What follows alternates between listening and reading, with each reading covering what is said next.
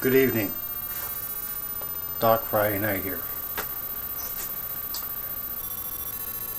You can consider this as my first video blog that you also will be able to find on my website as I smoke. And yes, I have drank beer, so anyways. The one that I had planned, I've decided to postpone. Reason being, I noticed on the calendar that it's October 22nd.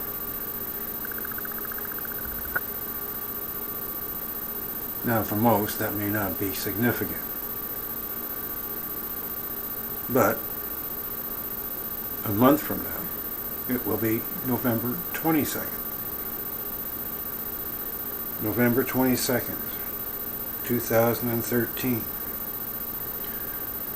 50 years ago,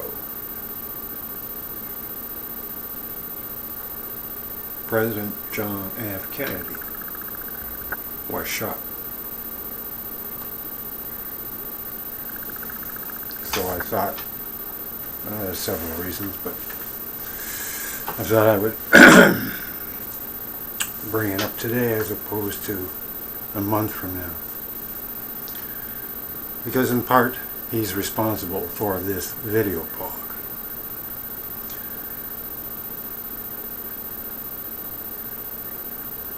I remember exactly where I was that day. 5th row seat next to the window. I was still in public school. Mr. G was my teacher.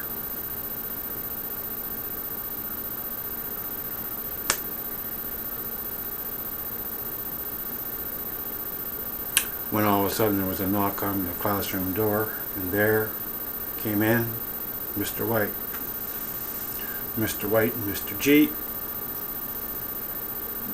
went outside, and then Mr. G came back in, went to the front of the class and announced the president has been shot. There will be an early dismissal today.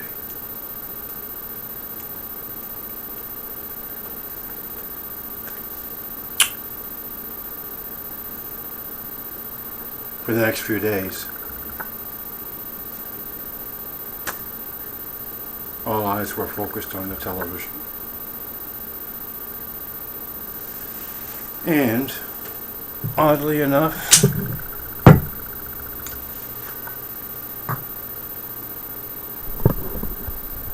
if I may for a second, if you can see that, there is a newspaper on my wall from 1963, November 22nd, actually the 23rd. There is a picture of the president still alive.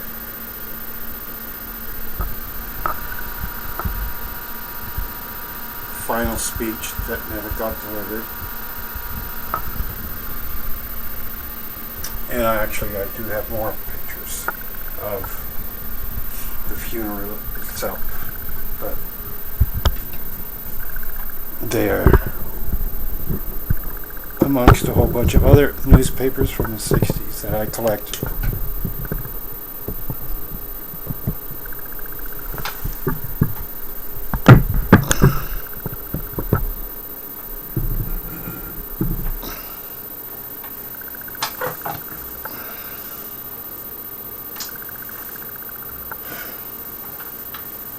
Now, how is it that event significant to today? Well, it was 1959. I was only, 9, 10 years old. 9, going on 10.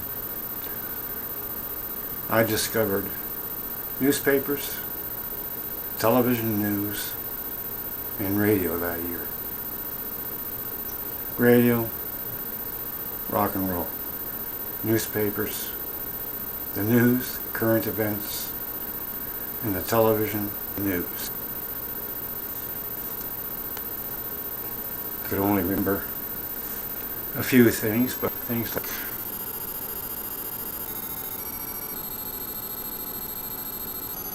the conventions. I remember the Kennedy-Nixon debates. You know what I remember about the debates? On the one hand, here's one guy, cool, calm, collected, very articulate, and on the other side,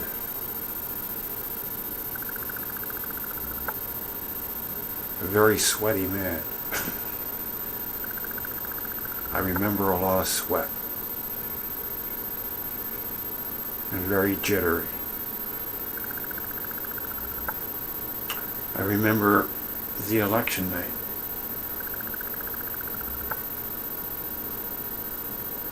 And I remember also the inauguration. And at the time, going down Pennsylvania Avenue. One of the things that I have from that day is the inauguration speech.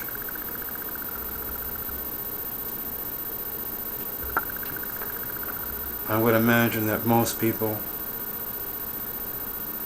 that are alive today, first of all, they probably wouldn't even recognize a picture of John Fitzgerald Kennedy.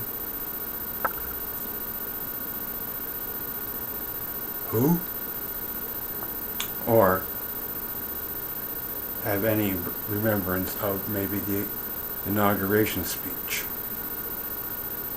I might say something like, "Oh, didn't he say something about people doing something for the country or whatever?"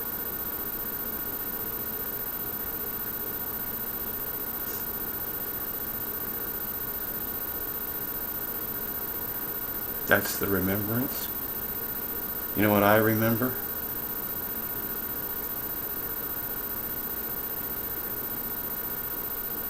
I remember the Bay of Pigs. I remember, what was it? A bunch of helicopters coming down in Vietnam. First casualties.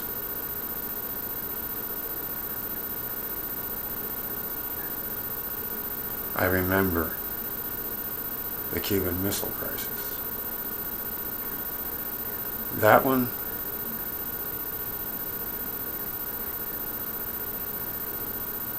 for a long time I thought the world was going to come to an end. And from what I hear, we're only a few seconds away from it at the time.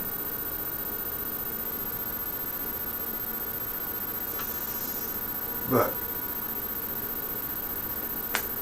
that was more than 50 years ago.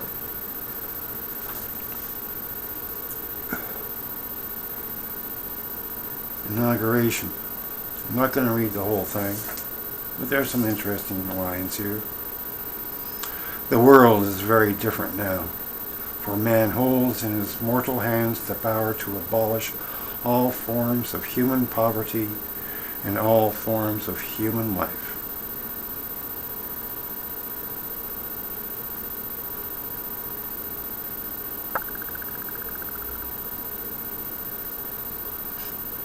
Yep, still the case today.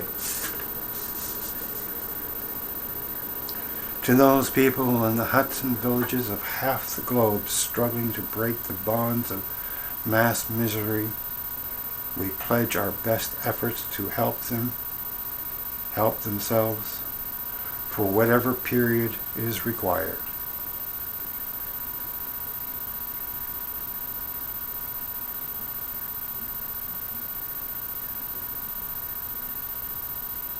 Civility is not a sign of weakness, and sincerity is always subject to proof.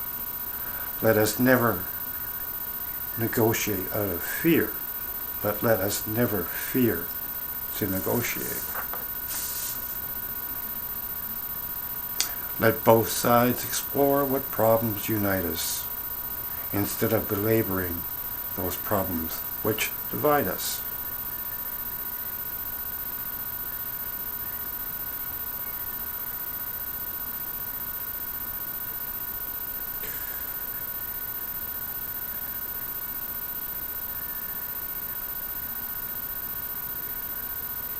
Though embattled we are, called to bear the burden of a long twilight struggle year in and year out, rejoicing in hope, patient in tribulation, a struggle against the common enemies of man, tyranny, poverty, disease, and war itself.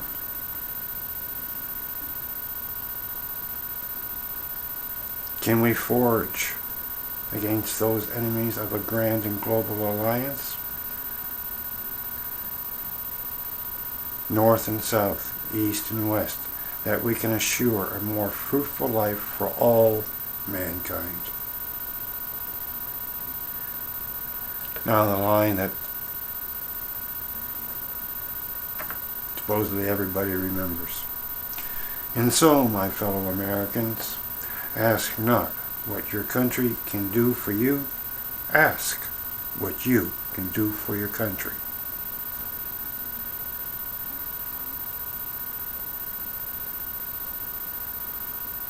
The last line I think should be even of more greater significance. Citizens of the world, ask not what America will do for you, but what together we can do for the freedom of man. A speech that I think should be required reading for everybody in Congress at the present time, considering what's going on.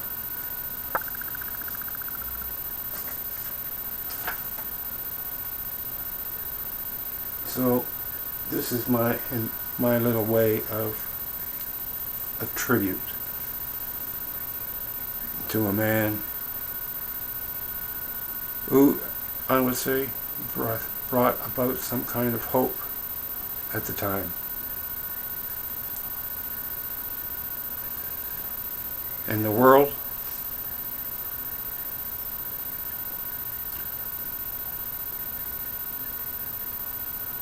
was different, but has anything changed? There's a reason why I have these newspapers from the 1960s on the wall. And there's more in a cupboard somewhere.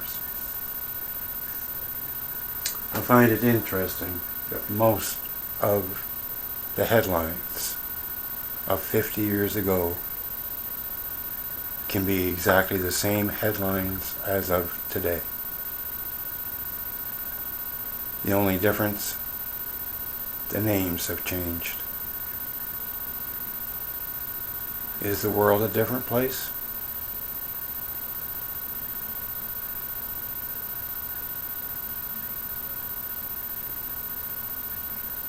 I don't know. Yeah, we have the internet, but we still have the same headlines. So I'm not so sure if the world is such a different place.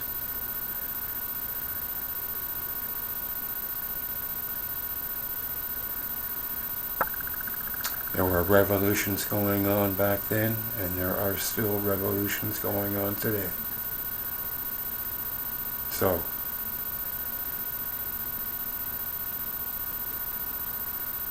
anyhow, check out my website, Doc Friday Night. Friday with a Y, night like in chess piece.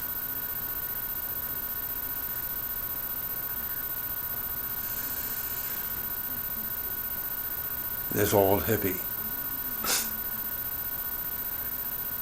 decided to write a book.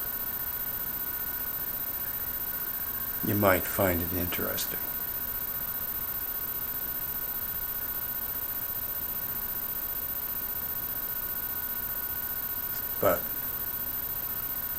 enough said for tonight. A new topic. What will it? I'm not sure yet.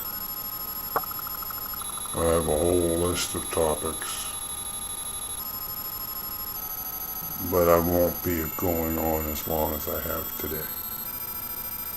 I'll keep the next ones a wee bit shorter. So, thank you for listening.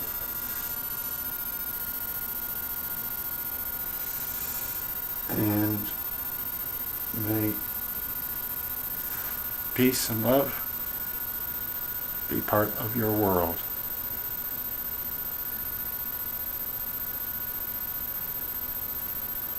Good night. Have a pleasant tomorrow.